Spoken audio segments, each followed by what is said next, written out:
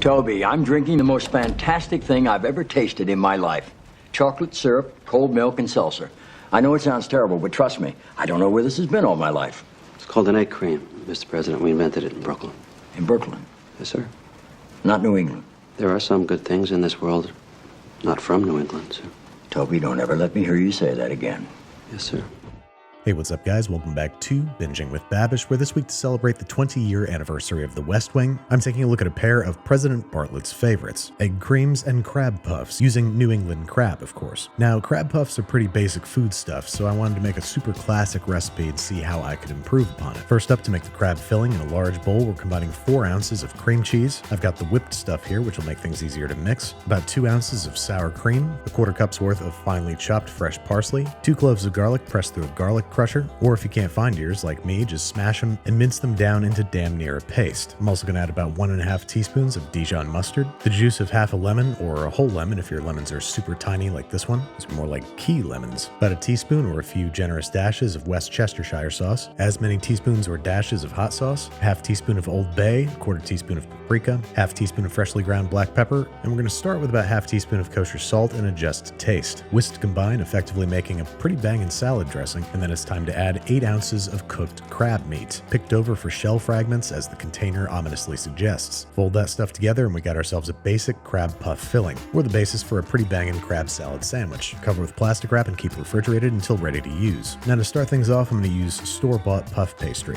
Especially if you're buying butter puff pastry, there's little to no reason to make it yourself. Simply roll out, slice into squares using your Teenage Mutant Ninja Turtle pizza cutter, being sure to make clean slices so as to not impede rise. Now, crab puffs should ideally be able to be eaten in a single bite, so I'm going to try out 2 different size squares in this non-stick mini muffin tin. Some big floury overhangers and some smaller squares whose corners just barely peek above the rim. Once everybody's in place, it's time to dole out our crab filling. I'd say a generous 2 teaspoons worth, depending on the size of your muffin tin. Then we're going to cover this guy in plastic wrap and fridge him for at least 20 minutes. We're also going to toss a rimmed baking sheet into our preheating 375°F oven, which is going to help the bottoms of our puffs brown better. Another thing that's going to help these brown better is a butter brushing, hitting both the crab mixture and the pastry itself. Then they're headed onto the baking sheet in the preheated oven for anywhere from 15 to 20 minutes until deeply golden brown and puffed. And as you can see, they both look pretty nice, especially when we hit them with a little bit of freshly chopped chives, but I think the smaller ones are our clear winners here. They look a little more elegant and, more importantly, bite-sized. But how do they taste? And the answer is okay. Certainly crabby, but also most certainly boring. They need more acid, more herb flavors, more fat, more everything, really. And I know what I said earlier, but I also want to see if it's worth making a quick puff pastry. This is from an old Bob's Burgers episode where I said the measurements wrong in the voiceover, so this is also an opportunity to fix that. We're starting with 8.5 ounces of all-purpose flour in the bowl of a stand mixer, to which we are adding 2 ounces, not 4 ounces like I said in the voiceover, 2 ounces of cold, cubed, unsalted butter, a little pinch of salt, and then we're just going to mix this together using the paddle attachment for 1 to 3 minutes, until the butter pieces are the size of small blueberries. You could also do this by hand the same way that you would a pie dough. Similarly, we're now going to start adding ice water, anywhere from 4 to 6 ounces depending on the humidity in your room, the absorbency of your flour, Mercury being in retrograde, or any number of immeasurable factors. So I'm starting with 4 ounces and seeing where that takes me. We're looking for the dough to come together in a sort of shaggy ball. If it's still dry and crumbly, add a little bit more water. If it's a little too wet, it's better to add flour in the following step, where we turn out the rough dough onto a well-floured working surface and begin the process of both bringing it together and laminating it, rolling it into a rectangle about 10-12 inches long, folding it in thirds like a letter, rotating it 90 degrees, and doing it again, repeating until the dough is smooth and cohesive, but it's still got visible streaks and chunks of butter underneath its surface. For me, this took 5 fold and turns. Now, to let its gluten relax, we're going to wrap it in plastic wrap and fridge it for about half an hour, during which time we're going to shred 4 ounces or 1 stick of frozen unsalted butter through the large holes of a box grater, being very careful not to lose our fingers in the process. Keep this chili in the fridge until you're ready to use it. Once again, we're turning out the dough onto a well-floured work surface, placing 3 large divots in it with our rolling pin, and then rolling it out to a rectangle roughly 12 by 6 inches. Now we're going to cover 2/3 of this rectangle with half of our shredded butter. I know that was double fractions, but you can see what I'm doing. I'm taking half the butter, covering 2/3 of the dough with it. Then we're going to take the unbuttered third, fold it over the center of the rectangle, and fold the other side over that. Now we're going to do the same roll out, fold, roll out thing, this time laminating the butter into lots and lots of little layers in the dough. This is what's going to help make it behave like puff pastry. We're going to fold and roll it out twice before doing it again. The remaining half the butter, the 2 folds, eggs, roll out and repeat 2 more times. By my count, that gives us a grand total of 20 layers of butter. Granted, real puff pastry has 729 layers of butter, so if you want even more puffy, flaky action, just wrap it up and chill it for 20 minutes and roll it out several times more. But I think this will do us just fine for crab puffs. So after that 20-minute fridge rest, we're rolling out half the dough to a rectangle roughly 10 by 16 inches, or more importantly, to an even thickness of about 1/16 of an inch. Then I'm using this fancy cutter here to ensure that I have evenly sized squares, and from there it's the same procedure as before. All we gotta do is make some flavor changes to our crab filling. First, to up the acid, I'm doubling the amount of sour cream from 2 to 4 ounces. To get the essence of celery without its crunch or form factor, I'm gonna add 2 tablespoons worth of finely chopped celery leaves. I'm adding the zest and juice of that tiny lemon, and I think a really welcome herby flavor, one of my favorites to pair with seafood, is gonna be tarragon. 2 tablespoons worth of the fresh stuff finely chopped. Dole it out into the pastry shells, brush it down with butter, and this time I'm gonna bake things at 400 degrees Fahrenheit, because I feel like it, I don't know. And the results were decidedly mixed. While the pastry was nice and light and flaky, it was more like an incredible pie crust than a real puff pastry. So my theory stands, just buy it. I'm brushing them down with a little bit of butter in post-production so that the chives stick better and so they taste more like butter. But even though the filling browned too much in the hotter oven, it was way more flavorful, and the tarragon brought a lovely added dimension. But what about the egg cream you can clearly see in the background? Well, the 100-plus-year-old recipe starts specifically with You Bet chocolate syrup, which tastes almost exactly the same as all other chocolate syrup, so don't worry about it that much. We're putting 2 fingers worth in the bottom of a milkshake glass along with as much milk, and topping with seltzer, preferably from an old-timey soda siphon like this one. Then, using a slender spoon, give things a spirited mix until it's mostly combined, shove in a straw, and enjoy your egg cream, which not only tastes pretty old-fashioned, it notably contains no eggs nor cream. So I wanted to see if I could make a sort of tribute to the egg cream that contains those ingredients. First up, in place of the chocolate syrup, I'm going to make a thin chocolate ganache, finally processing 4 ounces of dark chocolate into as fine a powder as possible, then bringing 8 ounces of cream to a bare simmer, pouring that over top, covering and letting it sit for 5 agonizing minutes, and gently whisking into a smooth ganache, allowing to cool completely before utilizing in any kind of cold drinks. So that's our cream covered. Now what about the egg?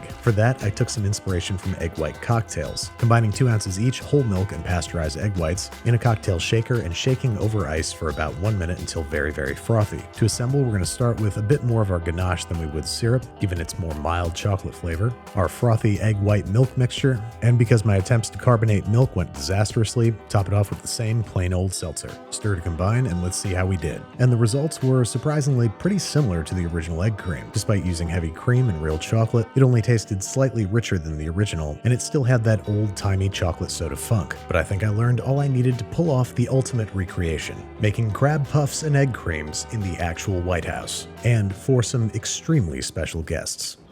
Hi. Oh my God. Hi. Nice to see you. First I'm Lady Jill. Dr. Biden, thank you so much for having me. Hello, gentlemen. Very nice to meet you. Richard Martin, thank you so much for joining me today. Oh, I'm shaking like a leaf. Why don't you guys come on over here? Just think of me as your English teacher. Okay. You'll be okay. Oh, I feel so much better now, Yeah, actually, immediately, you just would. like that. So my whole thing is I recreate foods from movies and television. I actually took my moniker from your show, Babish. That's become my name. Yeah. And I wanted to recreate egg creams from season 3, episode 2 to celebrate. We're here to celebrate 25 years. 25-year anniversary of The West Wing. Congratulations, by the way. Thank you. Yeah. So I have some egg creams. I understand you're a New York native, so is this very familiar for you? Yeah, I know he brought the hat and everything. He was ready. He saw me coming. Now, I had to sort of make these ahead of time, and I'm going to go ahead and mix them up for you. These are a mixture of You Bet, specifically, You Bet chocolate syrup. And you make a little bit of a mess. It's not a big deal because it's just White House linens. They're probably extremely expensive and irreplaceable and from the French Revolution or something. I never had one. You never, really? Oh, Specific to New York, it's a New York drink. I'm a Philly girl. Yeah. well, You bet welcome she's- to New York. Dig into it. I'm going to show the folks at home how it's made. I've got some You Bet chocolate syrup. By the way, in the candy store, there's a fountain, and Yeah. they pull the seltzer and, Yeah. and It's bubbly water. They wouldn't let me bring mine, so. if you really want to enjoy this even more so, what we used to do was get a scoop of ice cream and put it in the soda, so it's like a chocolate soda. Yeah, yeah. You guys have Chocolate any soda. ice cream back there? I think I'm messy enough. Thank you. Well, here's to the West Wing, folks. Yes, 25 years. Congratulations. Thank you very much. Yeah. Congrats. I shouldn't have filled these. So Put in the sound later, will you? Oh, it's good. There's chocolate milk on the crab puffs. And when did you put these in there? Just now. These are fresh out of the oven, and I wanted to right a wrong from the West Wing. In that same episode as the egg cream Yes. episode, you had crab puffs that weren't being made with crab from your home state. So we had to They're fix from that. Alaska, So- remember? Yes, and I remember being very disappointed. Yes. Yeah. No, was that in the script or was that you? I wouldn't have known the difference. Okay. I know you lose yourself in the role. No, But, that's uh, acting. But feel free to help yourself, or we can do it off camera if you don't feel like What's the eating crab reaction right to now. the egg cream? You love it? Yeah, love it. No. It's a little Strong? far. Okay. Like it is, yeah. Well, we've made a right mess, but it's for a good cause because we're celebrating something huge here today. Dr. Biden, I want to thank you so much for Oh, inviting me. No, thanks for being here. I'm thrilled, and so thrilled to meet you guys. I'm blown away, and thank you all for making us care about politicians who care. It's important. thank you. And yeah, thank you so much. I'll say it 1,000 times. You're a good sport. Thanks so much. You guys too. You guys are good sports. Look at Yeah. this disaster here. Thank you so much, Dr. This to me is Biden. normal. This is a normal egg cream episode. I only had a few minutes with my special guests, but I was super grateful to be able to celebrate the West Wing anniversary with them. I got an incredible look behind the scenes at the White House, got to wander around with an egg cream getting silly shots like this one. I even got to meet my creator himself, Aaron Sorkin, but nothing could have prepared me for Martin Sheen stepping back into the role of President Bartlett. The Irish tell the story of a man who arrives at the gates of heaven and asks to be let in. St. Peter says, of course, just show us your scars. The man says, I have no scars. St. Peter says, what a pity. Was there nothing worth fighting for?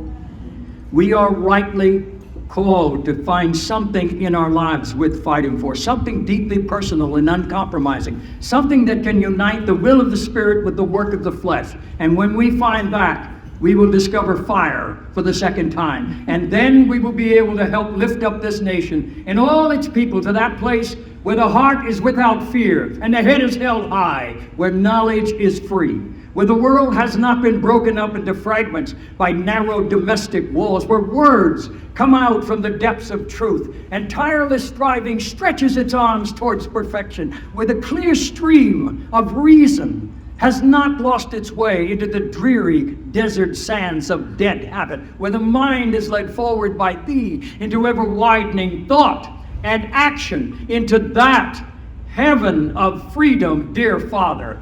Let our country awake.